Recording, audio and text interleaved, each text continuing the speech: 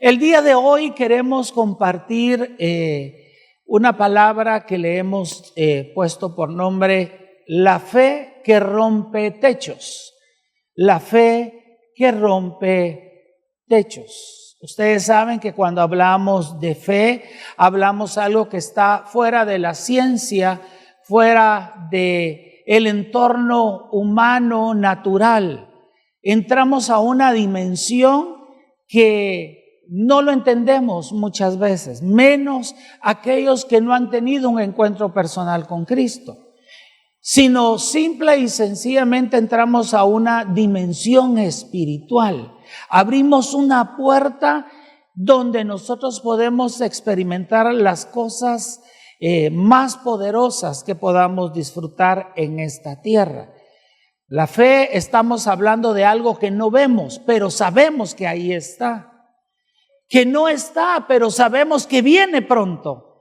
Y eso es la fe. La fe, como dice Hebreos, es la certeza de lo que se espera. Es aquello que si usted sabe que un familiar hizo un viaje y que le ha dicho que regresa en determinada fecha, que regresa en 5 días, y usted está con la certeza que a los 5 días va a regresar. Pero dice también la convicción de lo que no se ve. Algo que nosotros no vemos con los ojos físicos, pero sí lo podemos ver a través de nuestros ojos espirituales.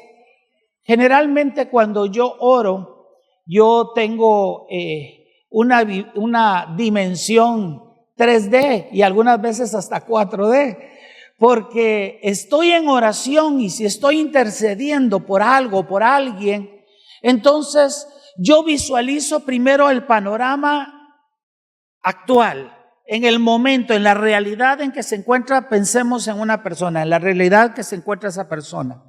Entonces yo le digo, Señor, yo quiero tener y sentir lo que está sintiendo esta persona. Pero luego me transporto a esa dimensión 3D. Entonces visualizo lo que debería de ser. No lo que es en este momento, sino lo que debería de ser. Y hay un cambio radical entre lo que es en este momento a lo que debería ser. Porque lo que debería ser tendría que ser aquellas cosas que podemos decir es un sueño, ¿verdad?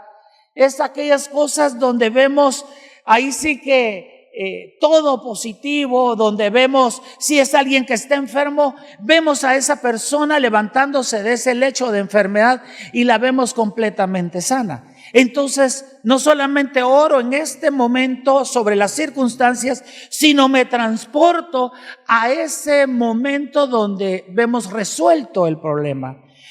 Eso podríamos decir una manera de tener fe, porque estamos creyendo que esto que es momentáneo se va a convertir en algo que ahorita es un sueño, pero que va a ser una realidad. No en algo que nosotros sostengamos humanamente, sino que es porque hemos creído en un Dios poderoso, un Dios que puede cambiar las circunstancias, un Dios que puede cambiar la noche al día, un Dios que puede en medio de una tormenta traer una paz completa. Y eso es tener fe. Fe es estar convencidos que Dios puede hacer las cosas que nosotros no podemos hacer. Fe, hermano, es aquello donde caminamos con la certeza que Dios va con nosotros. Y aunque no sabemos quizá en ese preciso momento nuestro destino real, pero sabemos que el Señor nos va a llevar de su mano hasta ver cristalizado ese sueño que se convierte en realidad. Ahora, cuando estamos hablando de esta fe que rompe techos, me estoy basando en un pasaje que nos inspira primero a confiar en Dios. Segundo, que nos inspira a que nos acerquemos a Él. Y tercero, que estemos dispuestos a hacer todo lo que sea necesario para que el Señor obre un milagro en medio de nosotros. Hermanos, hermanas, a nosotros nos corresponde hacer lo posible. Dios se encarga de hacer lo imposible. Pero si hablamos de que vamos a hacer lo posible, pues lo vamos a hacer.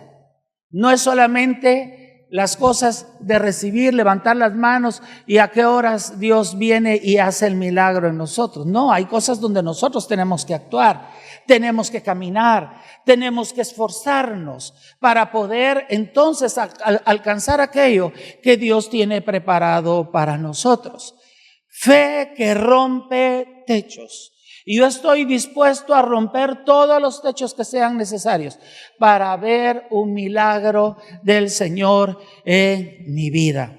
En Marcos capítulo 2, versos del 1 en adelante, encontramos una historia maravillosa de una fe, y no de una fe del que está necesitado, sino que es una fe, es la fe de otros que están abogando por que necesita un milagro. Leamos juntos este pasaje que dice: entró Jesús otra vez en Capernaum después de algunos días, y se oyó que estaba ¿en dónde? En casa. E inmediatamente se juntaron muchos, de manera que ya no cabían ni aún a la puerta, y les predicaba la palabra. Entonces vinieron a él unos trayendo, aquí está lo maravilloso, un paralítico que era cargado por 4. Y como no podían acercarse a él a causa de la multitud, descubrieron el techo de donde estaba, y haciendo una abertura, bajaron el techo en que yacía el paralítico. Al ver Jesús, escuche esto, al ver Jesús, ¿la fe de quiénes? De ellos. Al ver Jesús la fe de ellos, le dijo al paralítico, mire, esa fe activó algo en el otro: hijo, tus pecados te son perdonados. Estaban allí sentados algunos de los escribas, los cuales cavilaban en sus corazones: ¿por qué habla este así? Blasfemias dice. ¿Quién puede perdonar pecados sino solo Dios? Y conociendo luego Jesús en su espíritu que cavilaban de esta manera dentro de sí mismos, les dijo: ¿por qué caviláis así en vuestros corazones? ¿Qué es más fácil? ¿Decir al paralítico, tus pecados te son perdonados? ¿O decirle, levántate, toma tu lecho y anda? Pues para que sepáis que el Hijo del Hombre tiene potestad en la tierra para perdonar pecados, dijo al paralítico: a ti te digo, levántate, toma tu lecho y vete a tu casa. Entonces él se levantó enseguida y tomando su lecho salió delante de todos, de manera que todos se asombraron y glorificaron a Dios, diciendo: nunca hemos visto tal cosa. Mis hermanos, en la vida todos enfrentamos grandes desafíos. Yo le pregunto, ¿usted ha enfrentado desafíos muy grandes? ¿Cuántos han enfrentado desafíos grandes? Que levanten su mano. Yo creo que todos en algún momento hemos tenido que enfrentar. Y al decir desafíos grandes, quizás son aquellas cosas que se salen de nuestro control, porque es muy fácil enfrentar alguna situación donde nosotros podemos darle una solución, donde nosotros podemos decir, esto se arregla de esta manera y de esta manera, así lo vamos a solucionar y estamos en paz. Pero de pronto nos encontramos con situaciones en la vida que se salen de nuestro control, que de alguna manera hasta nos puede quitar el sueño, nos puede quitar el hambre. Estamos ansiosos, impacientes. Y quizá algunas veces esos desafíos se convierten en situaciones dolorosas para nosotros, que pueden ser conflictos familiares, pueden pasar muchas situaciones económicas, conflictos económicos, desafíos financieros, desafíos, conflictos familiares, donde no se trata de decir A más B, no, donde hay corazones rotos, hay corazones quebrantados. ¿Y cómo poder resolver eso? Conflictos laborales, con la incertidumbre laboral, que traen pues también conflictos emocionales, incluso situaciones físicas como las enfermedades.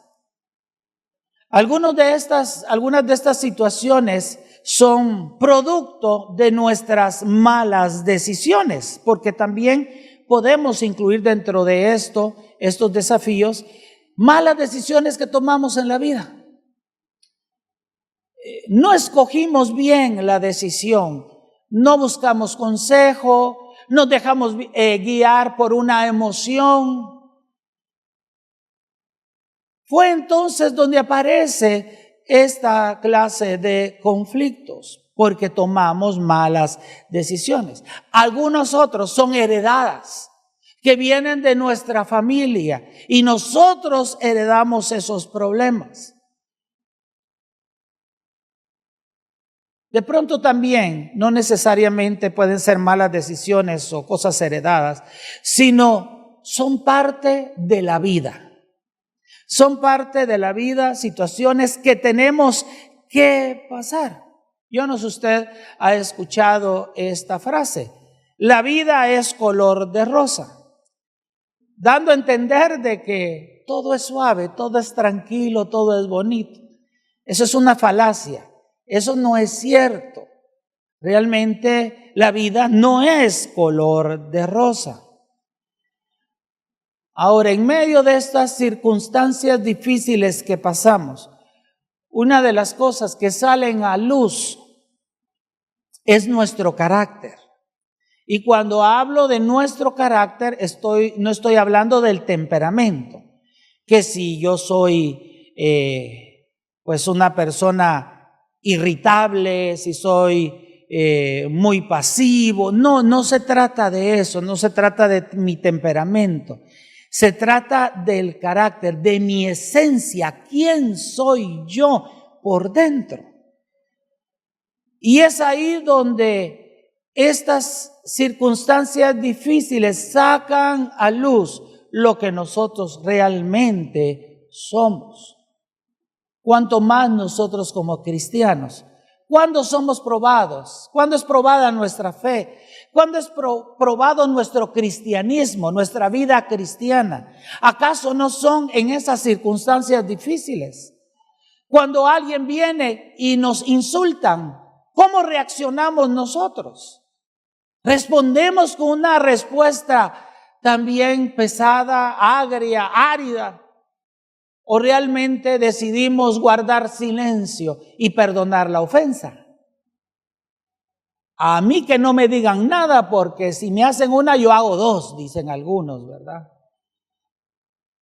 Yo siempre he dicho, algunos son mecha corta, ¿verdad? Algunos que sí, quizás son mecha larga, ¿verdad? ¿Sabe cuáles son los cohetes mecha corta, verdad? Aquellos que usted ni ha terminado de encenderlos y ya le reventó el cohete en la mano, ¿verdad? Algunos son así, en las circunstancias, de repente, ¡pspo! Y explotan rápido, ¿verdad? Otros quizá no. Pero de una u otra manera, las circunstancias difíciles muestran nuestra esencia. Y lamentablemente no siempre salimos ilesos de esas circunstancias difíciles. Algunas veces salimos golpeados de esas situaciones. O incluso hasta sangrando, ¿verdad? Salimos así, todos golpeados, sangrados, ¿verdad? Pero yo quiero decirles, nosotros que somos sus hijos, hijos de Dios, yo quiero decirles que Dios está en todo eso. Dios, seguimos siendo sus hijos, aunque nosotros nos portemos mal algunas veces, seguimos siendo sus hijos y nos sigue amando. Nos sigue amando a pesar de. En esas circunstancias es donde se prueba nuestra fe. Porque pareciera que Dios no está ahí en esas situaciones. Pareciera que Dios no está presente. Y algunas veces nos atrevemos a decirle: Dios, ¿por qué me dejaste? Dios, ¿por qué me abandonaste? No has estado conmigo. Y podemos llegar a enojarnos con Dios, porque le echamos la culpa a Dios de las situaciones que estamos pasando. Dios no es culpable de todo eso. ¿Saben qué? Sí, les puedo decir que aunque pareciera que Dios está en silencio, Él está presente. Y Dios no está inactivo, porque Dios está vivo. Y Él ha estado ahí. Nosotros creemos que estamos caminando en la vida solos, pero hay una promesa de Dios para nosotros. Él dice que Él ha prometido estar con nosotros todos los días. ¿Qué significa todos los días? 24 horas al día, 7 días de la semana, los 31 días, 31 días de mes, los 365 días. Toda nuestra existencia en esta tierra, hasta el último suspiro que demos, y después del suspiro, Dios está con nosotros. Así es que nunca dude de la presencia de Dios en los momentos difíciles. Él ha estado presente. Es más, algunas veces Él es el único que ha estado presente. Todos nos pueden dejar, todos nos pueden abandonar, pero Él jamás. Él no es hombre ni hijo de hombre para mentir o para arrepentirse. Si pudiera decir que esa es la conclusión de mi mensaje, pero queremos ver a la luz de este pasaje cómo la fe que nosotros podemos tener puede llegar a romper esos techos que nos impiden acercarnos a Jesús. Hemos dicho que Dios está presente para ayudarnos, para sostenernos siempre. Dios obra milagros. Cada día Él sigue haciendo milagros. Yo he visto milagros instantáneos, hermano. Milagros que uno se queda asombrado de cómo la circunstancia cambia de vida, de muerte a vida. Una restauración inmediata. Un cambio de destino. Tantas cosas que Dios hace de manera milagrosa. Y yo creo que a todos nos gustaría tener esa clase de milagros. Por supuesto. Y seguiremos motivando y seguiremos ministrando esa clase de milagros. Pero quiero decirles que no siempre es así. Algunas veces, cuando no vemos esos milagros que tanto deseamos, es un llamado a que tenemos que pasar por un proceso.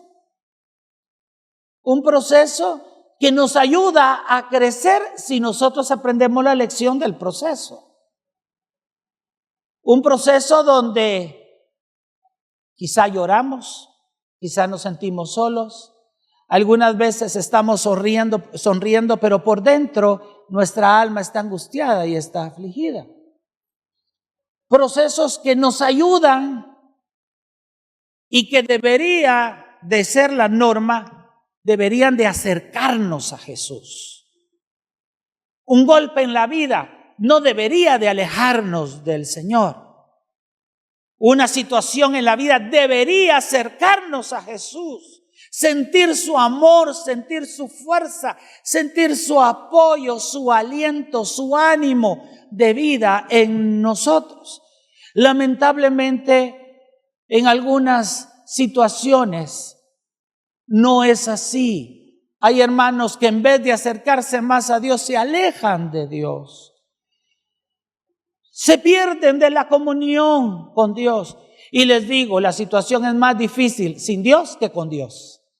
Si usted y yo tenemos que pasar por un proceso difícil, pasémoslos pero agarrados de la mano del Señor, porque ahí nos va a ir mejor y allí aparecerá la mano de Dios. Es más, dice su palabra que Él no permitirá más de lo que nosotros podamos soportar.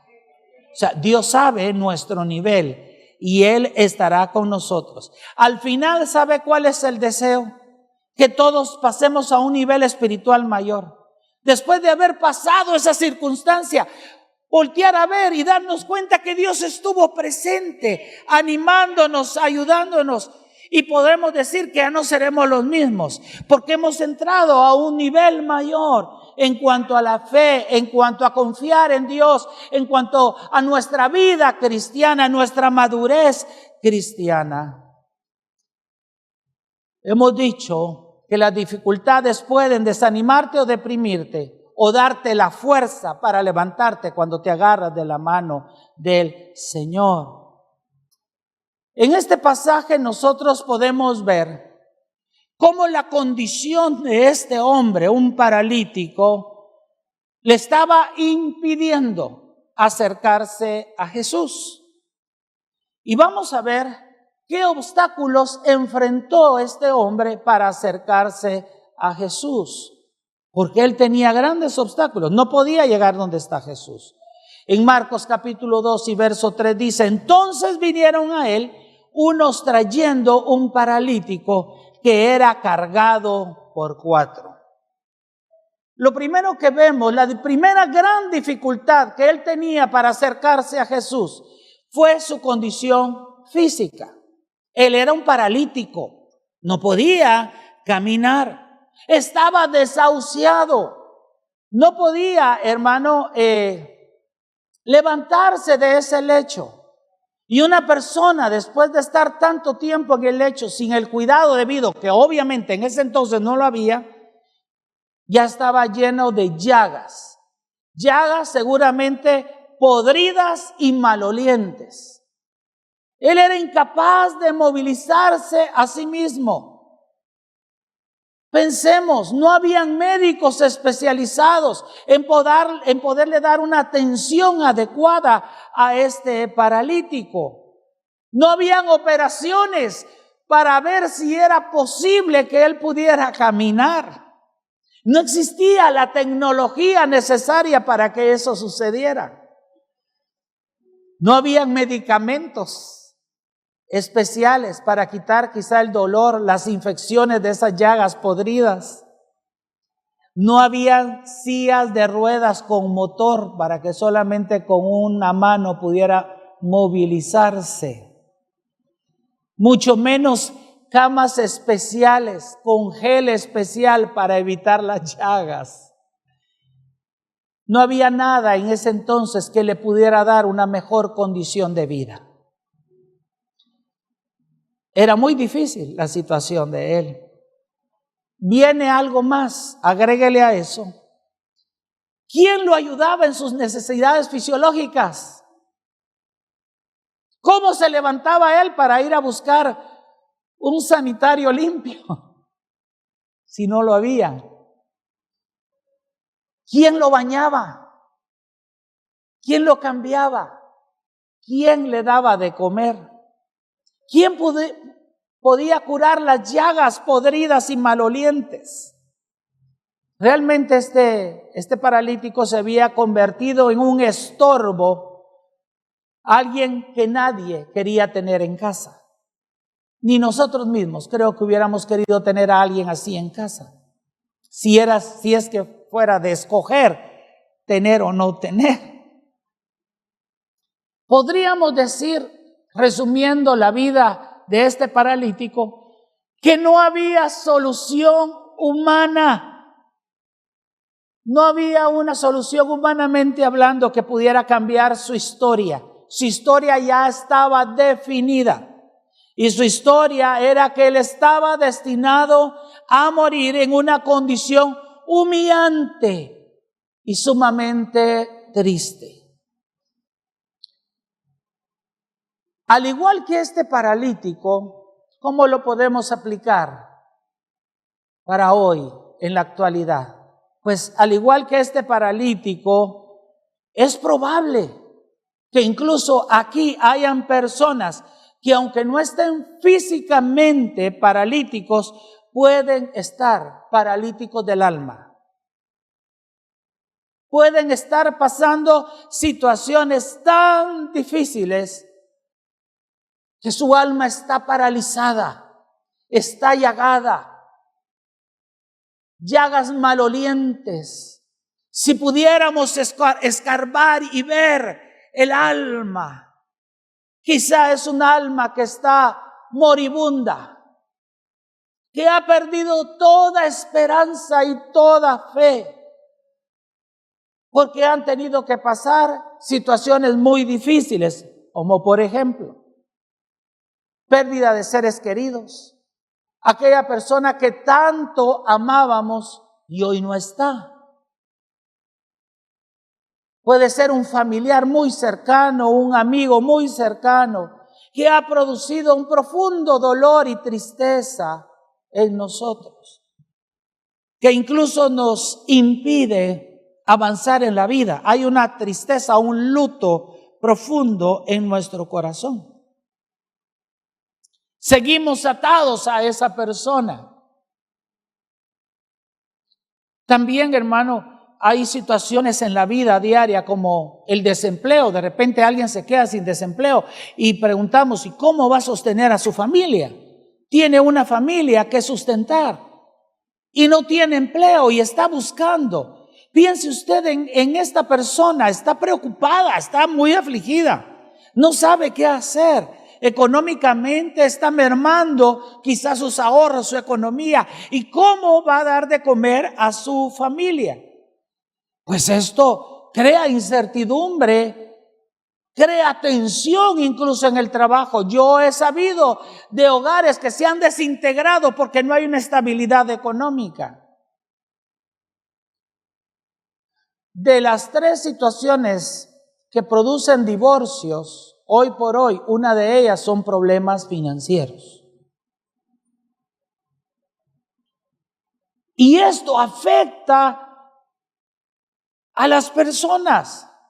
Los problemas de salud, cuando viene un diagnóstico de una enfermedad crónica, una enfermedad grave, que afecta evidentemente el bienestar físico y cómo no afectar lo emocional. Quizá una sentencia de muerte le dieron en el diagnóstico y como nosotros no somos de la muerte, porque realmente ninguno de nosotros pensamos en que nos vamos a morir, en que al llegar a la casa vamos a morirnos o que mañana ya no vamos a estar. Nadie piensa, ¿sabe por qué? Porque fuimos creados para vida. Esa es la esencia que Dios puso en nosotros. El pecado trajo como consecuencia la muerte, pero realmente la esencia, como Dios nos formó, fuimos creados para vida. Entonces en nuestro pensamiento no estamos pensando, me voy a morir, me voy a morir, me voy a morir. Pero de pronto viene un anuncio, un diagnóstico de muerte. ¿Qué produce esto en la persona? Y así puedo mencionar muchas otras cosas más, como el divorcio, la separación. Eso es doloroso. Doloroso no solamente para las 2 personas que deciden separarse, sino para los hijos, para sus generaciones. Todo eso trae mucho dolor. Y eso paraliza el alma, paraliza nuestra alma. Perdemos la ilusión de la vida. Problemas familiares, el alcoholismo, los insultos, la ira, el enojo, los resentimientos, los malos tratos. Se pierde la ilusión de vida. No era lo que nosotros habíamos visualizado para nuestro matrimonio. Y esto nos lleva a sentirnos fracasados en la vida. Perdemos el deseo de trazarnos metas en la vida. Y nos desmotivamos y entramos en un estado depresivo, algunas veces necesitando medicamentos para más o menos estabilizarnos, pero que al final no hacen mayor cosa. Muchas veces en esos procesos nos sentimos solos, hay soledad, el no estar con la familia. puede intensificar esos sentimientos de tristeza y de desesperanza. Las dificultades económicas. De pronto arrastramos situaciones de nuestra niñez, situaciones que ocurrieron muy dolorosas en nuestra niñez que no quisiéramos mantenerlas. Pero ahí están presentes, latentes, como que fue el día de ayer. Hay gente que ha sido abusada en la niñez y eso marcó su vida. Hay un trauma profundo en su vida. Ha afectado la salud mental, emocional, espiritual. No se sienten amados, ni apreciados, ni valorizados, porque Satanás se ha encargado de decirles lo contrario. Y por lo tanto nos sentimos frustrados y sin deseos de continuar. La presión por alcanzar algunas metas ideales, pero eso no sucede y nos frustramos y nos desilusionamos. Esto nos lleva a tener crisis de identidad. ¿Quiénes somos nosotros? ¿Para qué estamos acá en la tierra? ¿Por qué Dios me dejó vivir después de este proceso? ¿Por qué no me morí? Algunos llegan a decir eso. Y como dijimos, podemos caer a estas situaciones como producto de nuestras malas decisiones que han destruido nuestra vida.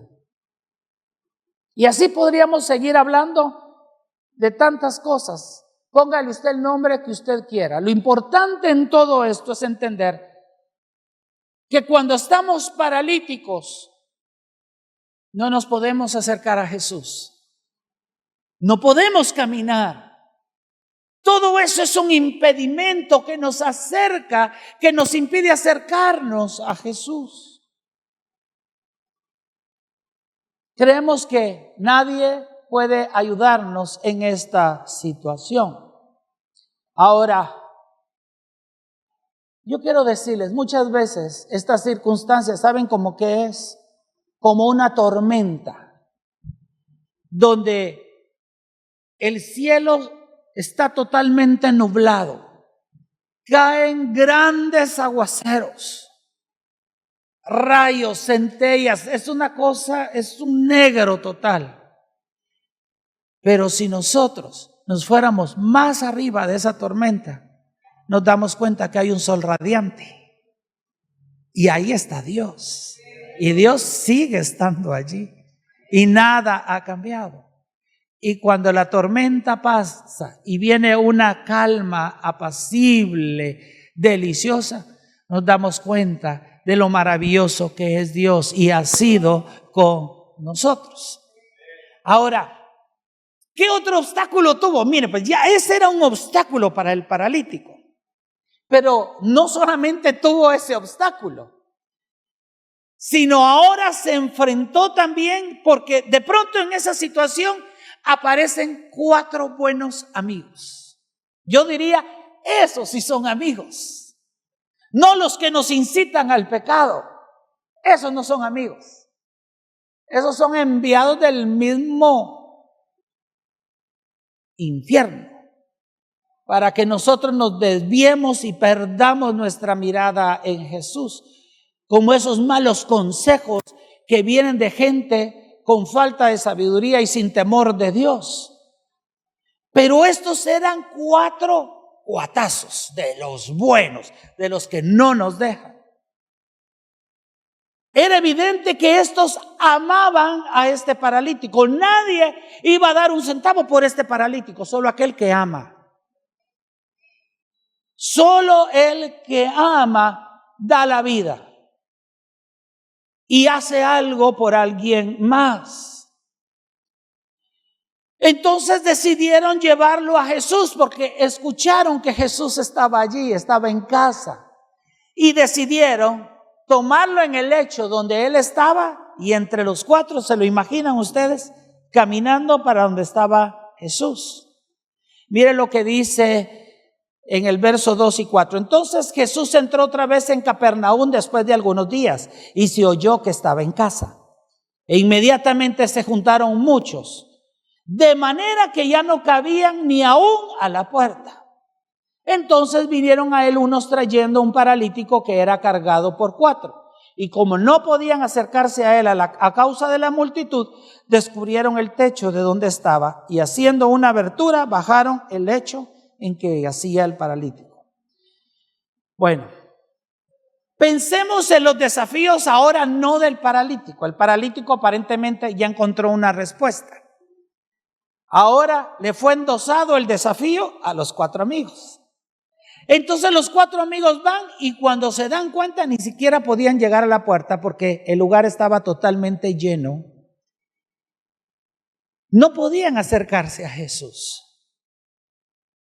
Entonces, ¿qué hicieron ellos? Porque realmente ellos allí pudieran haber dicho, no, hay mucha gente, venimos muy tarde, ya no podemos acercarnos a Jesús. Pudieron entrar en desánimo después del gran esfuerzo de traerlo desde donde estaba el paralítico y llevarlo a Jesús. Se dieron cuenta, el lugar estaba lleno totalmente. Todos querían escuchar a Jesús, todos esperaban un milagro de Jesús. Así es de que, para empezar, hermanos, no era fácil cargar al paralítico. Era difícil, era sencillo. Y peor, hermano, si era por acá, por estos lares, hermano, a mediodía cuando el calor está a 35 grados, a 40 grados, hermano. Y caminando ahí en ese gran calor. Ellos, hermanos, se pudieron haber desanimado. Uno, porque no era fácil cargar al paralítico. ¿Saben qué? Pudieron haberle dicho en buena lid, ¿verdad? ¿Sabes qué? Mejor regresemos mañana, vengamos un poco más temprano. Quizá Jesús va a estar más desocupado, ya no va a haber mucha gente y tendremos la oportunidad. Y ahí mismo pudieron haber dado la vuelta. No sé si le ha pasado a usted cuando va a un lugar y cuando mira que está lleno, igual usted se regresa rápido porque no quiere hacer fila, no quiere esperar tanto tiempo. Y probablemente ellos albergaron la idea de regresar con el paralítico sin llevarlo ante Jesús. Otro gran desafío. Ok, estaban decididos, lo llevamos por lo que llevamos, pero ¿y cómo lo entramos? Entonces vieron para arriba el techo. Hermano, ¿cómo iban a subir a ese hombre paralítico al techo? No había un montacargas que lo llevara, hermano, lo levantara. ¿Cómo lo hicieron? La Biblia no lo dice, pero sin lugar a dudas les costó. No solo no se podían acercar a la casa, sino también, hermano, tenerlo que subir. ¿En qué condición, hermano? De plano lo amarraron como que era bolsa de papa, ¿verdad? Y vámonos para arriba, ¿verdad? Era un gran desafío. Era casi imposible, era una labor titánica. Y ya estando arriba en el techo, ¿y ahora cómo lo metemos en la casa? O sea, se da cuenta cómo hay tantas situaciones en la vida que pueden ser como ese techo, como el subir a un segundo nivel sin tener las condiciones para poderlo hacer. Por eso es que nos desanimamos. Humanamente hablando, nos desanimamos en la vida, porque muchas veces nosotros todo lo queremos instantáneo, como el café en casa, ¿verdad? Que tomé mucho café en casa. A propósito, es que yo todavía tengo que pasar otro retiro de prosperidad del alma, porque tengo que perdonar a ese hombre que está ahí. Pero muchas veces nosotros queremos las cosas de Dios así, porque sabemos que lo puede hacer así. Pero es al contrario. Dios quiere trabajar con nosotros en medio de esas situaciones difíciles. O sea, hermano, que acercarnos a Jesús muchas veces se vuelve tan difícil. Algunos buenos cristianos dirán, no es fácil acercarnos a Jesús. Si Jesús ahí está, sí sabemos que ahí está, pero humanamente hablando nos cuesta acercarnos a Jesús. Y algunas veces, hermano, desistimos de buscarlo, de acercarnos, porque sentimos tan difícil. Parece que fuera subir un segundo nivel sin que hubiera gradas y romper un techo sin tener los instrumentos necesarios para hacerlo. No solo por la condición en que nos encontramos, sino también porque creemos que no hay nadie que nos pueda ayudar, que es otra cosa. Algunas veces, mis hermanos, sí necesitamos de la ayuda de hermanos, y por eso yo les dije al inicio y les pedí que se saludaran, que se bendijeran. ¿Saben por qué? Porque aquí somos una familia. Tenemos que aprender a vivir como una familia. Aquí se practica la vida cristiana entre nosotros y luego también la practicamos acá, en el mundo. Pero aquí es donde nosotros tenemos que practicar la vida cristiana. Tenemos que aprender a amarnos a pesar de nuestras diferencias. Somos diferentes. Algunos son de una manera, otros son de otra manera. Igual Dios nos ama a todos por igual. Así es que no puede decir de su propio hermano y hermana en Cristo que le cae mal, porque tienen el mismo papá. Y entonces tiene que aprender a amarlo, como es o como es ella. Ámela, ámelo, muéstrele el amor de Cristo.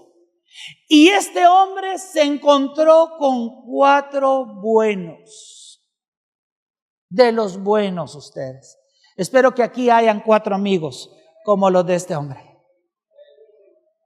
Porque va a venir mucha gente acá que no conocen de Cristo y vendrán a esta casa y tienen que encontrar 4 buenos amigos. Vendrán paralíticos de su alma y de su espíritu, pero aquí encontrarán amigos que les aman. Aquí van a encontrar amigos que los van a ayudar y que si es necesario van a romper techos con tal de que ellos se acerquen a Jesús. Ya vistes quién vino. Aquel fulano, mira, y te cuento el chisme, aquel que hizo esto, aquello y lo otro. Allá vistes aquella que está entrando a la iglesia. Qué descaro el que tiene para venir al lugar santo. Y no de eso se trata. Si aquí venimos los heridos, aquí venimos los malolientes, aquí venimos los enllagados, aquí venimos los descamisados. Pero de eso se trata el evangelio, de darle esperanza al que no lo tiene. Y aquí es donde encuentran la solución. Allá afuera no hay solución. Allá hay más complicación. Aquí sí hay respuesta para sus necesidades. Y nosotros tenemos que estar dispuestos. Yo quisiera que se pongan de pie los líderes. Pónganse de pie los que son líderes de una, ¿cómo le llaman? Célula, grupo familiar, no, ¿cómo se llama?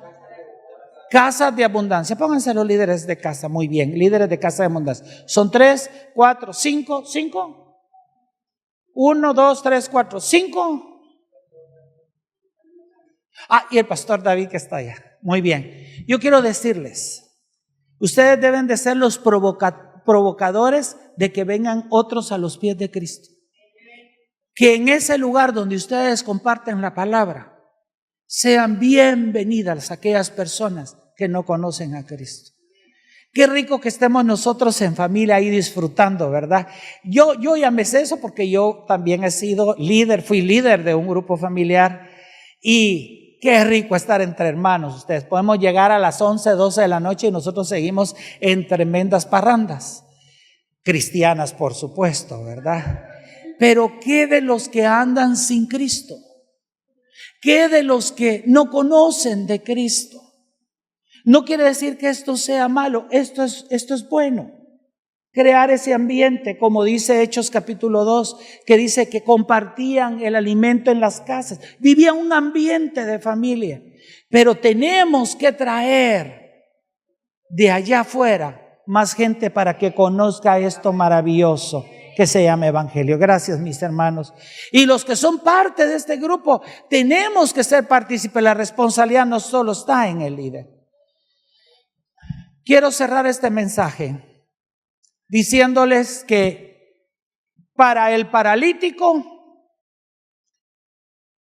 hubo una luz en su camino. Sí que la hubo. El papel de los amigos fue determinante, ciertamente, porque ellos se encargaron de vencer los obstáculos necesarios para acercarlos a Jesús.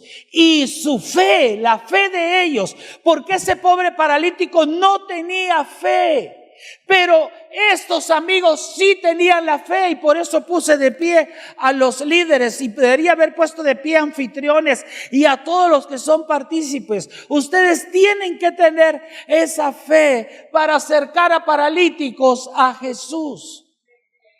Y estos hombres que se llenaron de fe provocaron dos grandes milagros en la vida del paralítico. El primer gran milagro, el perdón de pecados. Marcos capítulo 5, verso 5. Al ver Jesús la fe de ellos, dijo al paralítico: hijo, tus pecados te son perdonados. Seamos honestos. ¿Ustedes creen que ellos iban por un perdón de pecados? No. Iban para que Dios los sanara y lo levantara de ese lecho de muerte en que se encontraba ese paralítico. Ellos no pensaban que su fe iba a ir más allá que un milagro de sanidad física. Había algo más profundo que provoca la fe. Y lo que provocó en este hombre fue salvación. Querido hermano, querido amigo, si estás acá, el milagro que primero Dios quiere hacer y trabajar en nosotros está en nuestro corazón. Ese es el milagro más grande que puede pasar en nuestra vida. El milagro de la salvación, el milagro en que somos redimidos del pecado. ¿Sabe por qué? Porque eso no solo afecta nuestra vida física, afecta nuestra vida eterna. No solamente, hermano, yo puedo recibir un milagro de sanidad, me pueden diagnosticar una enfermedad incurable y claro, Dios me puede sanar, pero igual me voy a morir. Pero miren el milagro más grande, que Jesús le dijo: tus pecados te son perdonados. Tus pecados te son perdonados. Yo les contaba parte de mi testimonio a los hermanos en el retiro, y yo les contaba cuando yo llegué a la iglesia. Y recuerdo que estaba sentado, primero estaba impactado porque pasó lo que estaba acá. Viene un inconverso, los ve danzando, los ve brincando, los ve sonriendo, los ve aplaudiendo. ¿Y qué dicen de nosotros? Y esos locos que tienen. Así decía yo. Y así entré y yo miraba a todos. Y estos locos que tienen, decía. Unos en el altar llorando, otros riendo, otros corriendo, otros danzando, otros con manos levantadas. Y en eso me invitan a pasar al altar. Antes del mensaje, vaya que fuera después del mensaje. No, fue antes del mensaje, en el tiempo de la adoración. Y yo estaba, si pasaba o no pasaba. Y volteaba a ver a todos. ¿Qué van a decir? Decía yo, ¿qué van a decir? Pero algo me impulsó y me levanté como a la mitad del templo. Me levanté y empecé a dar pasos. Pero conforme iba dando pasos, yo empecé a llorar, ustedes.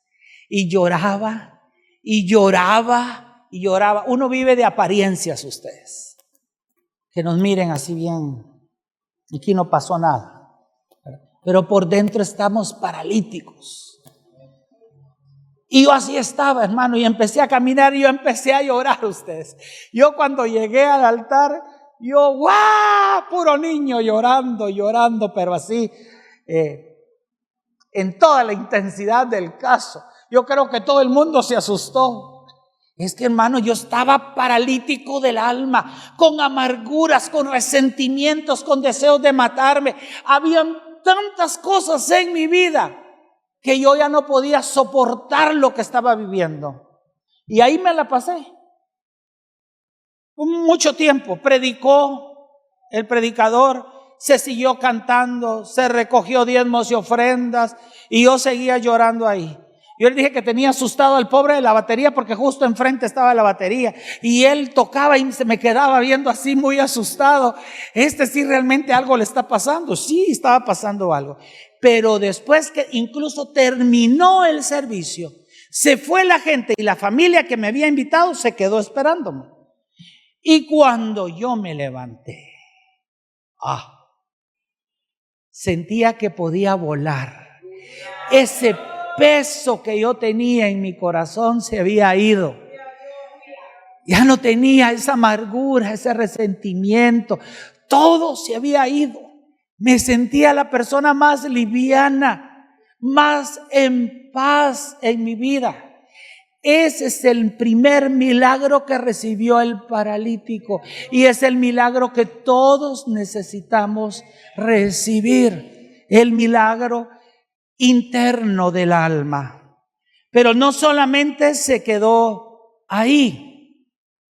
Recuérdese, ellos tuvieron que dar pasos de fe para que esto ocurriera y eso activó la fe que vio Jesús en estos hombres. No hay mejor sensación en la vida, hermano, que sentirse perdonado por Dios. Pero el segundo gran milagro, la sanidad física. Hermano, ¿quién quiere estar enfermo físicamente? No queremos estar enfermos. Queremos estar saludables, queremos estar bien. En el verso 10 y 11 siempre de este capítulo 2 dice, pues para que sepáis que el Hijo del Hombre tiene potestad en la tierra para perdonar pecados, dijo al paralítico, a ti te digo, levántate, toma tu lecho y vete a tu casa. Entonces él se levantó enseguida y tomando su lecho salió delante de todos, de manera que todos se asombraron y glorificaron a Dios diciendo, nunca hemos visto tal cosa. Hermanos, él recibió su sanidad, él pudo caminar, su vida fue transformada, hizo lo que antes no podía hacer. ¿Y saben ustedes qué era? Primero, ¿sabe qué? Vivir. Empezó a vivir, porque lo que él tenía no era vida.